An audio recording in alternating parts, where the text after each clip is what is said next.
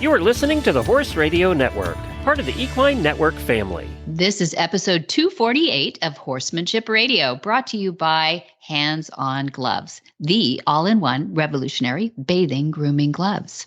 Horsemanship Radio is a part of the family of the Horse Radio Network, and today we get to talk about the beauty of horses, their minds and bodies in form and function.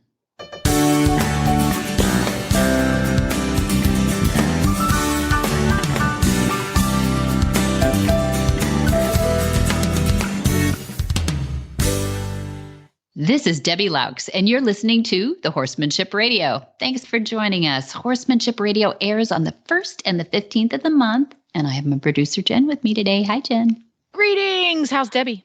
I'm good. I'm really good. This is such a beautiful episode. I'm so excited to share this with you and the listeners and everything. So what did you think when you were listening to it, though? You were a mouse on the wall. I was a mouse on the wall. This is very interesting, because our guest is not a horse guy, not a horse trainer. He's not even a horse guy. He's an artist. Yeah.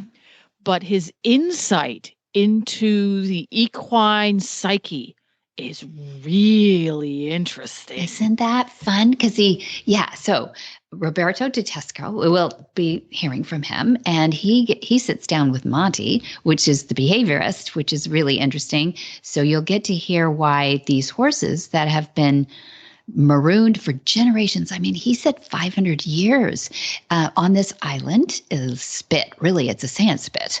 It's really not even an island.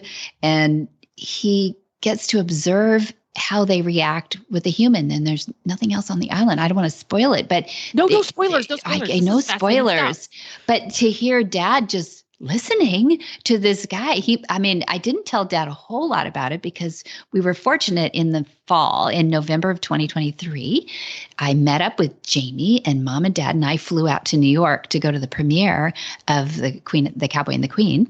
And that was a documentary that was premiered there, and it's actually coming to Santa Barbara in February. So as we speak, this is almost February, and we are going to be seeing it at the Santa Barbara International Film Festival. It's getting rave reviews, by the way, which is fun. It's people's choice, but it's a documentary. Remember, it's not a movie, but she kind of wrote it like a movie. We've talked about that in earlier episodes. But while we were out there, I thought, well, what are we going to do during the day? And a friend had said something about this exhibit. It might be interesting. So we popped in, and it was so much fun walking around New York and lunching with Jamie Jennings and Mom, and we had a great time. And then we were just blown away by this exhibit. And then we were even more blown away to meet Roberto there, who was just sitting there quietly being an artist, really arranging for other exhibits that he does around the world. He's got roots everywhere. And I think you'll hear in his heart the fascination and addiction maybe that he had with these horses, because he didn't set out, I'm not going to tell why, but he didn't set out to go photograph these horses on the island. He is a photographer and was award winning, but he set out to photograph something else and ended up being fascinated by the horses. So I was fascinated by him, and I think listeners will too. And I know Dad was as well. Yes. Listen carefully to this, because I think it beautifully illustrates how sometimes as horse people, we get in our own way. The insight he has into the horse's psyche, because he's not had outdated stuff put into his brain. It's a little bit like that. The clean slate horse is easier to train than the remedial horse. That's right. He wasn't a remedial horseman, so his insight is just fascinating. So listen carefully to the little bits and bobs of details, and I think you're going to come away with some really good takeaways that you can apply to your own horse as well as human-to-human relationships. Yeah. And we're going to get right to that after we hear from our title sponsor, Hands on Gloves.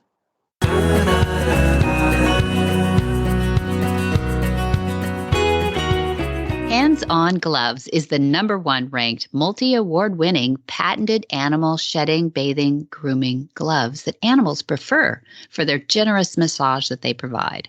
Hands On is currently expanding to bring you revolutionary new animal products as well as high-quality, effective gardening gloves and tools. Hands On Gloves will change the way we tackle everyday animal and gardening activities, making those efforts faster and more effective. Whether you have a house full of cherished fur babies, a garden full of prize-worthy vegetables, a ranch of prized livestock, or the best rose garden in town, Hands On Gloves provides you with the tactical tools you need to get the job done right. They're non-abrasive with flexible round tips and strong nylon fabric. They make the perfect grooming gloves. Find Hands On Gloves at your local retailers or at handsongloves.com.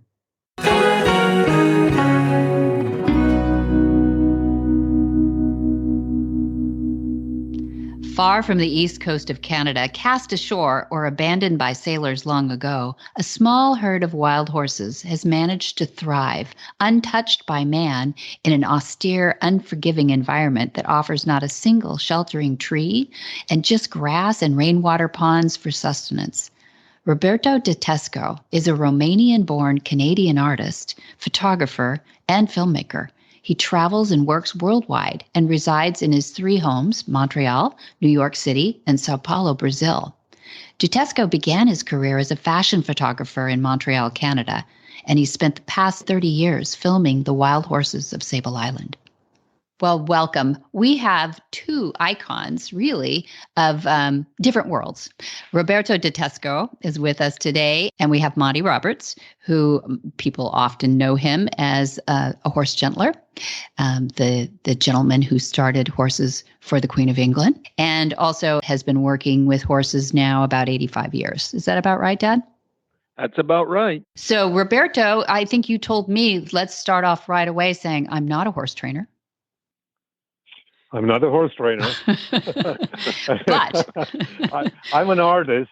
And I've been documenting the wild horses of Sable Island for about 30 years now.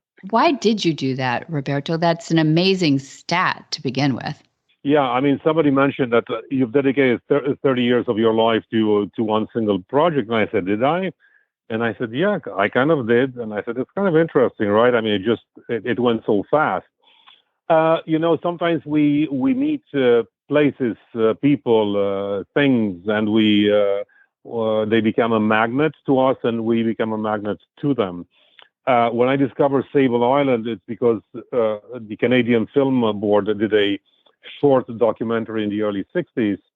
And at the time, I was shooting fashion. I come from the fashion background, ad agency world. I did a lot of wonderful, racy, spicy, and sexy campaigns that were publicized all over the world.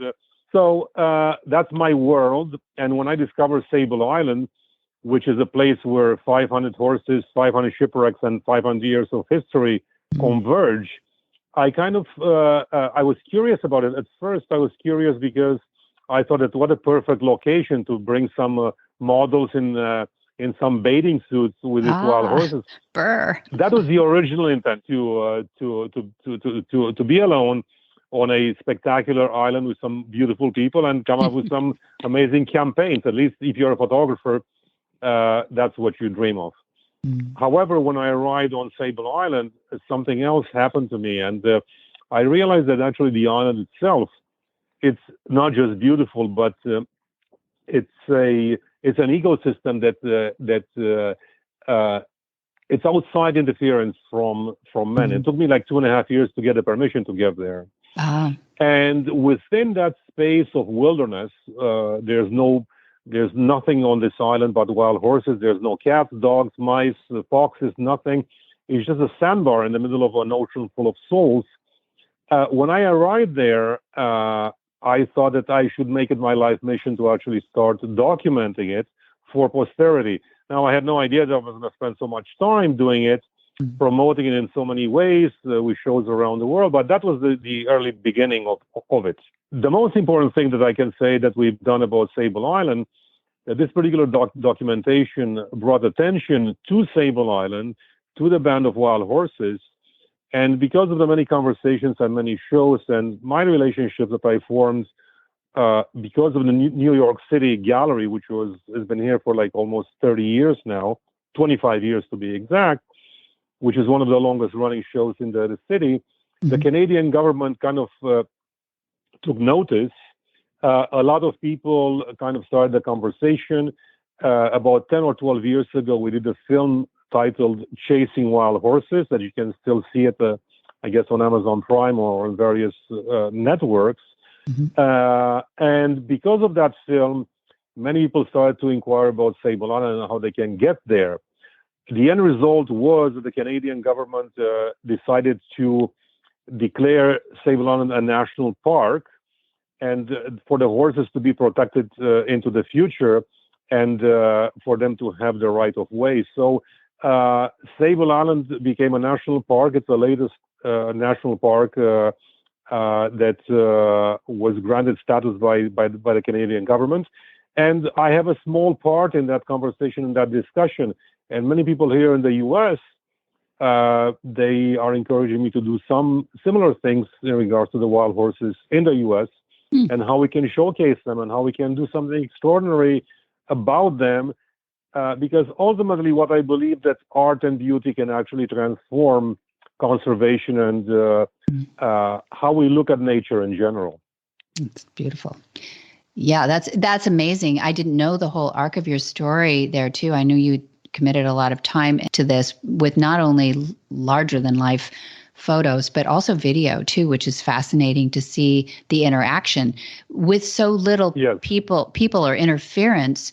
How did the horses interact with you? Were they extremely feral and wanted to stay away from you, or were they actually curious about you?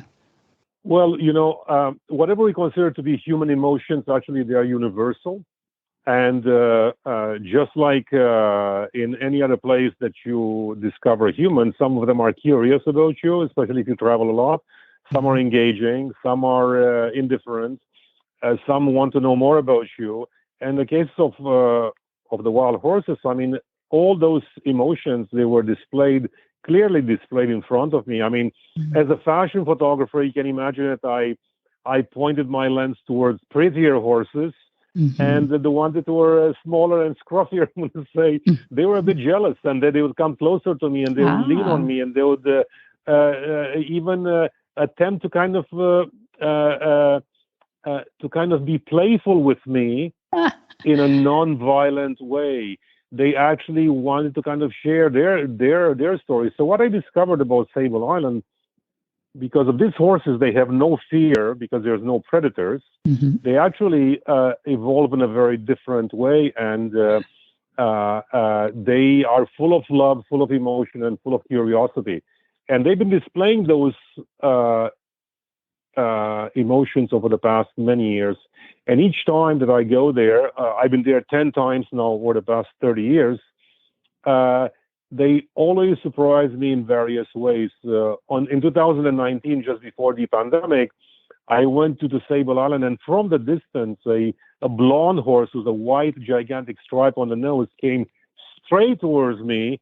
I dropped off my backpack, and she just kind of stared like within 3 feet of me, just looking at my face. And it was very much a sense of recognition, a sense of acceptance, and an incredible welcoming from something that we consider to be totally wild and feral in many different ways. Yeah. How much time do you get to spend when you go to the island? I would say I attempt to be there between 7 to 10 days. The superintendent on the island, they have to make a runway in the sand. The plane has to be granted permission. I mean, you have to get permission from various governmental bodies. And once you arrive there, basically the plane that lands within 1,000 feet kind of drops you and takes off, and there you are. You have to be self-sufficient. And on most occasions, I'm there for that amount of time, and then the plane has to pick you up. I've been there mostly from July to September into October. I've never been to Sable Island in wintertime because, to my question to Jerry Forbes at the time, the superintendent of Sable Island, like, what's the longest time that the plane could not land? He said 4 months. So then I considered my stay on Sable Island like 4 months. Yeah. And then I was contemplating whether will I be able to do that or not. And but nevertheless, I love to go there in wintertime also. So Wow. perhaps that's something to be explored into the future. Interesting. So how do the horses react from day one that you're there versus when you're about to leave in 7 to 10 days or so? Do they change while you're there? Do they interact more, stay away more? How do they do? Well, you have to remember that Sable Island is a crescent island. It's just a sandbar, and it's twice the length of Manhattan, and it's about the width of Central Park. So it's in the middle it's about 300 nautical miles from Halifax, and it's about 300 nautical miles from where the Titanic went down. In order to kind of see all these horses, you have to walk everywhere. So if I decide to go to the east side of the island or to the west side of the island, I have to pack the equipment, and I have to walk there. So the chances of seeing the same horse every single day, it's kind of difficult, even though some of them are closer to the weather station where basically I stay whenever I'm on Sable Island, because there's no camping. You cannot just wander around and camp out, because on Sable Island there is just 2 people, and you have to be respectful to the rules that they abide by. Yeah, so you have to kind of be totally present. That they cannot look for you. You have to be present. That they have other better things to do than rescue you. This is a fascinating subject. Let's take a quick break, and we can hear more about the horses of Sable Island next.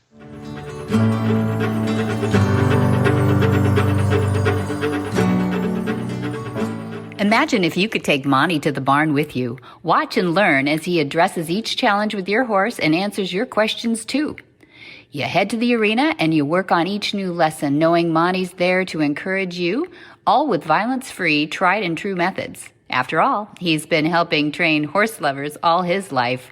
With his online university, you could be like Kathy, a retired teacher who just bought her first horse. Recently, I went to a tack shop to look for a smaller halter. I'm 61, just purchased my 14 hands POA the day after my birthday, just a few weeks ago, after never having had a horse. And yes, that's crazy, but as a retired teacher who never had a hobby other than teaching, I decided to go for it. My hubby and I have taken lessons this past year, but I really longed for a relationship with a horse. The only other experience I'd ever had was to ride a horse in Philly, Pennsylvania, my hometown, when I was 16, and I got bucked off. And that was it until I was 61. Well, the owner of this tack shop, this precious lady, 84-year-old lady, gave me a copy of this magazine, Equine Monthly. And the article I read in it was Horses Are Biofeedback Beings. And it was just so interesting. I really felt like I just found a pot of gold when I read it, because in it talked about Monty's online university and that I could have access to 575 videos for $10 a month. And before that, I was just searching YouTube for everything I could find. But truthfully, that's just a pain. I love that the uni videos are concise and they're in order. They have extra notes and a quiz. And I just can't thank you enough for the huge blessing of your online university. It really has changed my life, and I will never be the same. I've had my horse Jack now for 7 weeks, and thanks to the videos, I've done join up with him, and it really worked like a dream. I had to do it in an arena, but it still worked, thanks to Monty's lessons and the cues and the hand signals. The ability to watch the lessons over and over on demand is incredible. So I also want to thank you so very much for making the online university affordable for this retired teacher. Thank you so much for all that you do for everyone who really wants to love a horse. Kathy.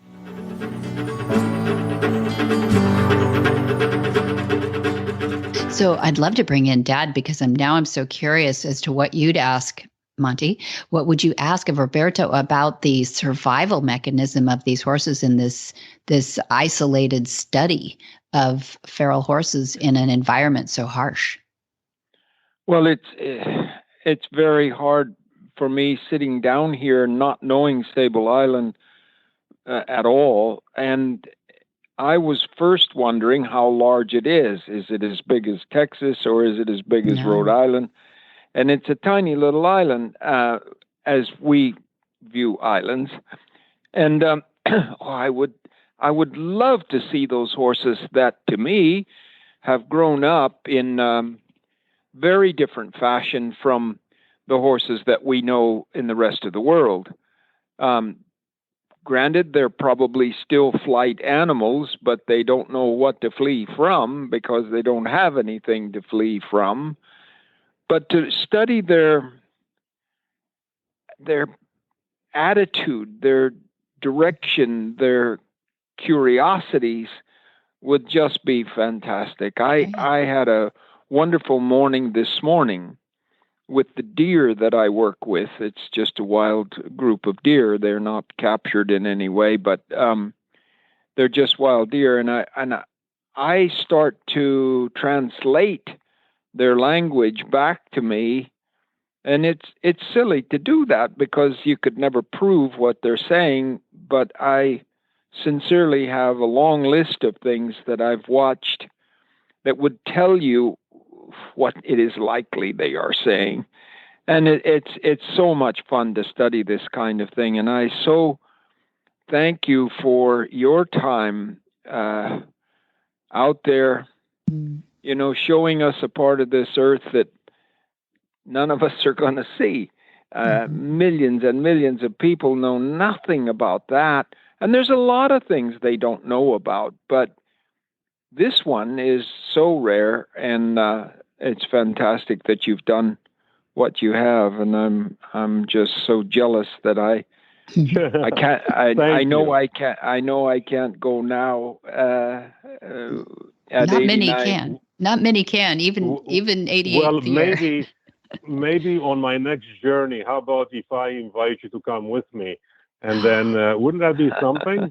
Well, it would be something, but at 89, you teach me things that I cannot even imagine.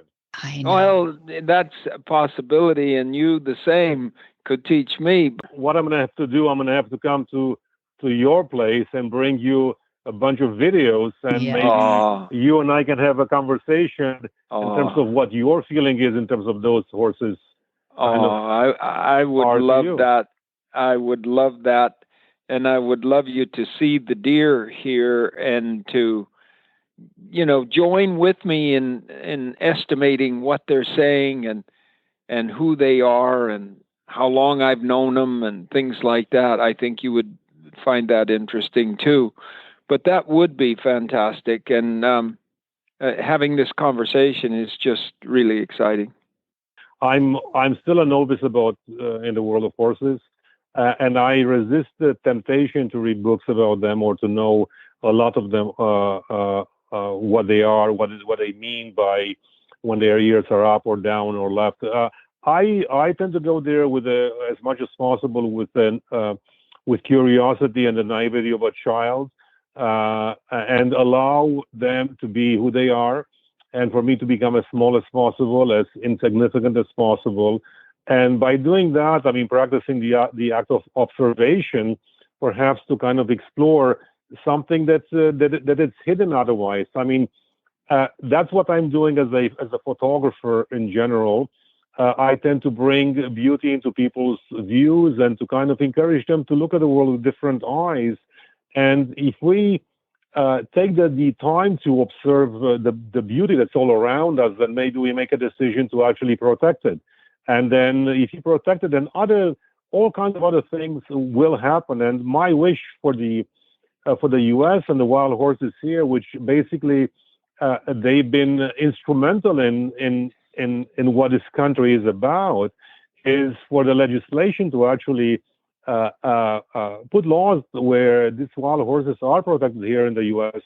as they're protected on Sable Island, and perhaps for people to develop a sense of kinship towards them. It's just so fantastic to realize that they are part of an integral part of our system. And they're not just so fantastic. Outsiders. It's so fantastic to hear this. I want to ask you a question. On a small island like that, what do you see that they eat? How do they stay alive? Where do they find fresh water? So there's about 100 and some types of grasses. There's some snow peas, which in the wintertime, they kind of dry up and they munch on it. They also, I've noticed that they're eating seaweed, which is quite abundant on the shores. There's this brackish water in the middle of the island. So it's like not as fresh, but not as salty either. So I've seen them munch. They kind of dip their heads into the water and they pick up vegetation from the bottom of the lake. It's very unusual. I've never seen that anywhere else. So they can actually hold their breath for maybe 10 seconds, 15 seconds, 20 seconds while they're picking up vegetation from the bottom of the lake. I never knew that. Wow. Yeah, when it comes down to how they find water, the horses on the left, on the east and west part of the islands where there's no water ponds to drink from, they've learned to go on the low level of the island, which is basically kind of sea level, and to actually dig for water very much in a way that horses dig when you take them to the beach. And it's kind of extraordinary to actually see them dig a hole that can be a foot and a half deep, and they're waiting for the water to kind of bubble up, for the water to emerge in this hole, and for them to kind of be in a lineup and wait for one another, for each one of them to kind of have a drink. I mean, that's something that's uniquely special. It reminds me of the people in Central Park on a hot day and one single water fountain and everybody waiting for the other one to kind of have a sip. Yeah. And that was incredible to actually see. And what I discovered, which I did not know before, that throughout the island, there's the fresh layer of water that sits on top salty water.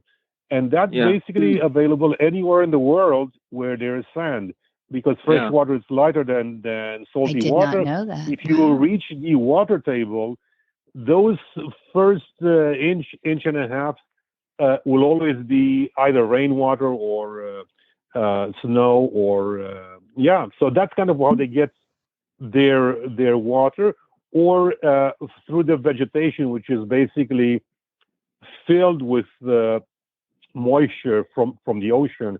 So every morning, if you pick up a bunch of grasses and you squeeze them in your hand, there's water coming from them.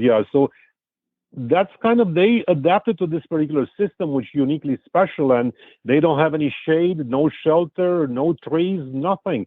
They've learned to endure severe winters, and some of them, when they're very young, they're developing this gigantic fur coats that they feel like they are sheep, but they are not.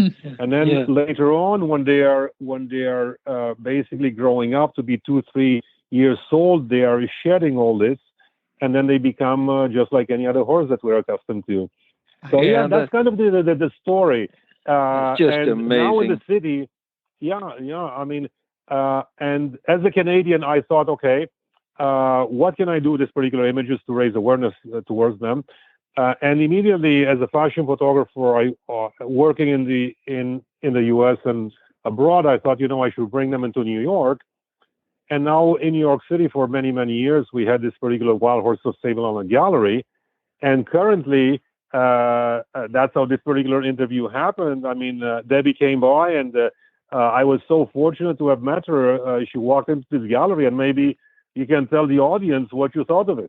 Oh, my goodness. Well, I mean, first of all, somebody had sent me some photos ahead of our trip to New York, and the exhibit was called Larger Than Love. And I thought, wow, that's intriguing. It's got a beautiful photo of an oversized photo of a horse. Beautiful, looked like a wild horse.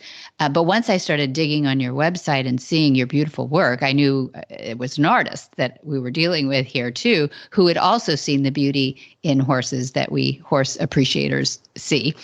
But I had no idea until we walked into that gallery. And I was fortunate enough to go with my mother, Pat Roberts, and also Jamie Jennings, who's a host of Horse Radio Network too, on Horses in the Morning. And but the power of those photographs and the power of the bit of video that you showed too. But I'd say it's the larger than life, but larger than love. I love the play on words. Power of those horses is seen in it's a dichotomy. It's powerful and strong, the strength of horses, but also you caught the softness of them, the interactions, the love between them so well, Roberto. It's just beautiful. Yeah. What do those horses weigh? Thank you. Well, they're somewhere between 14 to 16 hands. Mm-hmm. So I imagine really? it'll be about 300 and some kilos, I guess, which I don't know in pounds how much that is, but 14 to 16. 600, about 600 700 pounds. Yeah. Mm-hmm. Yeah, 700 pounds. Yeah. Some are massive, some are not, some are totally black, and they don't mingle with any of the blondes on the east side. And it's kind of interesting on how diverse the actual pack of horses. I mean, I've never encountered, so there are about 50 bands, I'm going to call them, and there are about 500 horses, you know. It's a very diverse population in various ways because all these horses, they come from shipwrecks. As I mentioned before, there are about 500 shipwrecks that happened over the past 500 years. So some people from the mainland may have brought some over the past X amount of time. I mean, you have to remember that before the invention of the automobile and the Industrial Revolution, most of the ships that were traveling back and forth from Europe and to Europe carried horses, right? And many of those shipwrecks ended up on Sable Island. I mean, there's a famous story that some horses were destined to be to spend the rest of their life in the mines of Nova Scotia, in the coal mines of Nova Scotia. And I thought, oh my God, what a morbid life! Imagine they would have never seen the day or sun ever. And then one of those shipwrecks actually ended up on Sable Island. And here are all these horses, you know, that sometimes reminds us that through a tragedy like a shipwreck, these particular horses have survived, and they have what I call an incredible life. They're outside knowing of anything else. They're outside knowing that there's a larger world out there, and we have all kinds of other horses.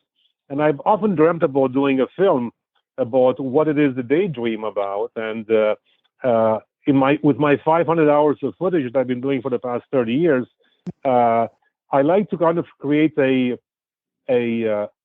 film or perhaps a series which kind of describes what I imagine that they will be dreaming about in regards to the rest of the world or the universe. So that's kind of my next project right now. Wow, that's exciting. It's exciting. Well, I should put in here right now, I know I've kept you guys a long time. I appreciate your time, but I should put in here that we have invited Roberto to bring his exhibit to the West Coast in June at the Movement. We're really excited about that, so stay tuned. Do you want to give us the address? So we're the Wild Horse of Sable Island Gallery. We're at 315 Hudson Street. In New York City. It's a massive show, about 50 gigantic images, and come in and be surprised about some of them and discover how wild you are. We have a foundation titled I Am Wild. We believe that our business and conservation can coexist. And all that I do and what my conversations are every day are about how we can be inspired to protect nature all around us, and how fortunate we are to have wild horses being part of our lives. I encourage everybody to look at the world with different eyes, to look at the bees and the trees and the blades of grass with different eyes, and to love it all. We are very fortunate to have such an abundant planet, and I've been fortunate to roam with wild horses and to see how extremely kind and loving they are towards us. When you come to California, please bring as much footage as I can see. Yeah. You really got me hooked now. I will certainly do that. Well, thank you. Okay. Thank you so Okay. much for your time, and thank you for being on Horsemanship Radio, both of you. Whisper the language of the herd. Listen, you don't have to say a word. It's time for Jamie Jennings to fetch an email from Monty Roberts' inbox and share a morsel of Monty's wisdom in a little segment we like to call Ask Monty. Leave this world a better place than mine. The magic in the language of the herd. Dear Monty, how can I find the patience to repeat training exercises again and again with the horses? And how do I recognize progress? Monty's answer. A strong belief in my concepts gives me the patience to repeat procedures again and again. I know that they will ultimately be successful, and once you come to that conclusion, it will be much easier for you to express the patience required in this effort.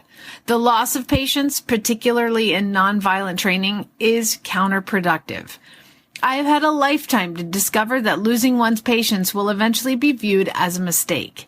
It is my opinion that we should practice the art of observing our mistakes, allowing us to learn from them. It is my strong recommendation to every horse person that they learn the language equus. Once we know the instinctual pattern of the horse's brain and the way horses communicate, we are far less likely to experience a loss of patience. The dictionary of the language equus can be found in my textbook, From My Hands to Yours. A profound statement made to me in this context was, a good loser is a consistent one. We must not be good losers. This does not mean that we fall on the ground, pounding our fists, acting in an immature fashion.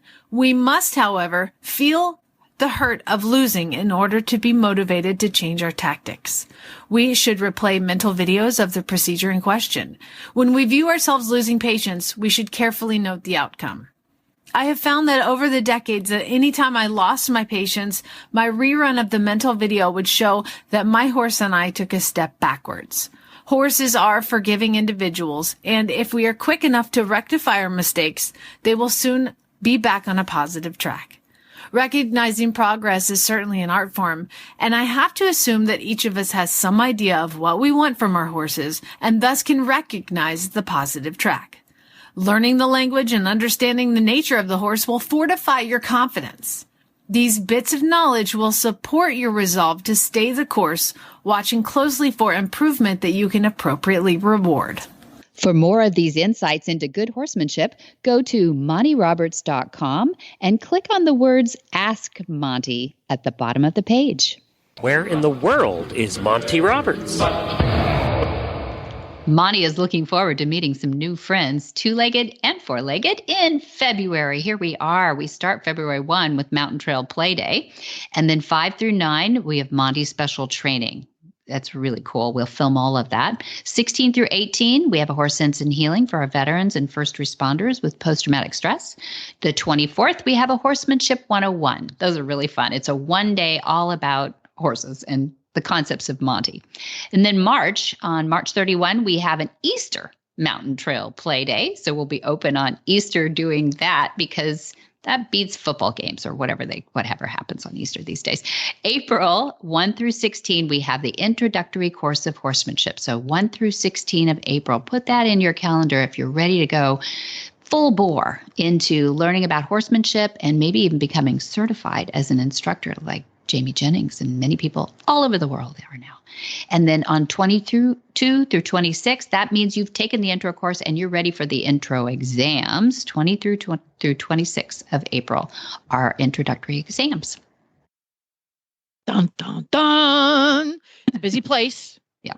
Flag is Up Farms, which is, by the way, open to the public. So if you're ever in the Solvang, California area and you want to treat yourself to a horsey outing, you can give the folks a call at Flag is Up Farms, and the phone number there is 805-688-6288. And the phone number can be found at montyroberts.com, your one-stop shop for all things Flag is Up, California Horse Center, and Horsemanship Radio. It's all there. Yeah. All in one place. It is right there on the front. There we go.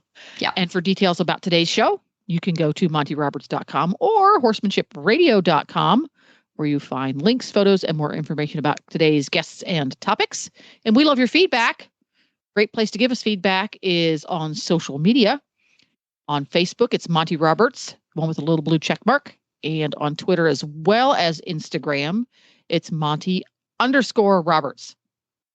Yeah. Are we supposed to say X now? I forgot about that. Twitter is now X. Please. I know. Twitter. I can't keep up. Okay.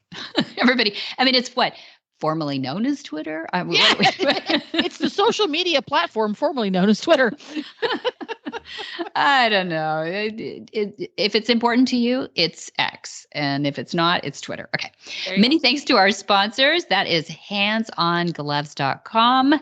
And we love Jay there. Thank you guys for all that you do. And MontyRobertsUniversity.com. And thanks to a great team that we have, Monty at the top of it. And be sure to visit all the other great shows too on the Horse Radio Network at www.horseradionetwork.com. Until next time, have many happy horse hours.